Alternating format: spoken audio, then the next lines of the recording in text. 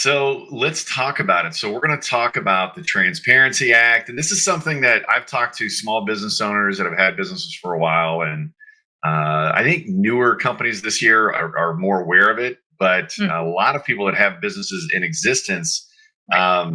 have no clue about this thing, or they maybe heard about it, but they don't know what it is, and does it really apply to me? So January 1st of 2024, the corporate Transparency Act went live.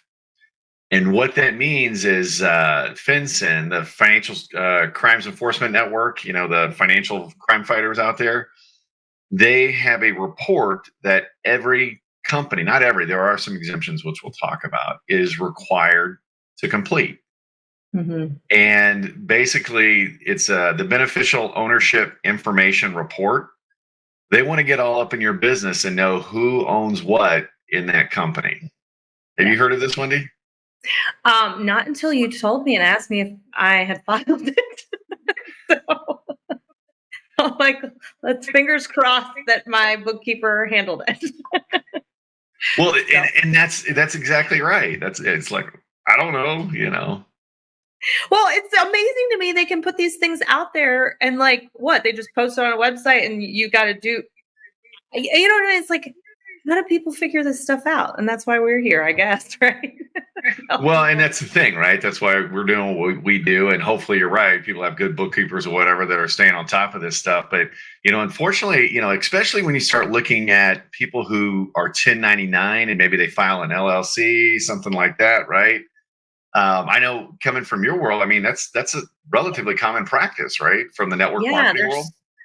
so many people set up their LLCs, using what is it, LegalZoom, you know, Mhm. and do their own taxes, and there's or pay somebody local to do their taxes that doesn't really know a ton about the network marketing industry, or and there's so many ways, so many people that would fall right through the cracks, and so Yeah. Well, and that's the thing. So, and the other thing is it's a little bit confusing. I don't like it because I'm not, my whole thing is why does the government need to know about this? right. Right. In my opinion, this is another intrusion on your privacy. Yeah. Okay, well, you have an LLC, or a small company, small corporation. We want to know who owns what and what percentages and this, that, other. You might be a silent partner in a business, and it's like, I just want to invest and make money on it quietly. Well, now you've got to be disclosed. And that way, the government, again, their whole thing is they're trying to protect Americans from money laundering with Money shell laundering. companies. Yeah, whatever. That may be part of it, but I can tell you right now, they want to know who knows what so they can start crossing the numbers and making sure that they're getting their tax revenue. That's exactly what's going on.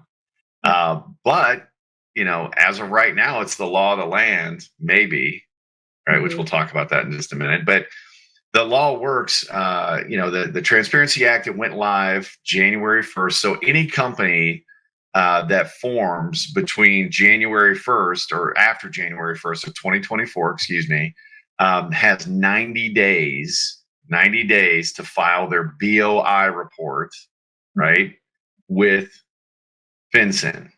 Okay. Mhm. And if, we'll have some links down below if you wanted to look at filing or whatever. If you do not file in that 90 days, guess what can happen? Bad things, right? Fine you. Yeah. And it's not like a little fine. It's not like a slap on the wrist. It's like up to $500 a day.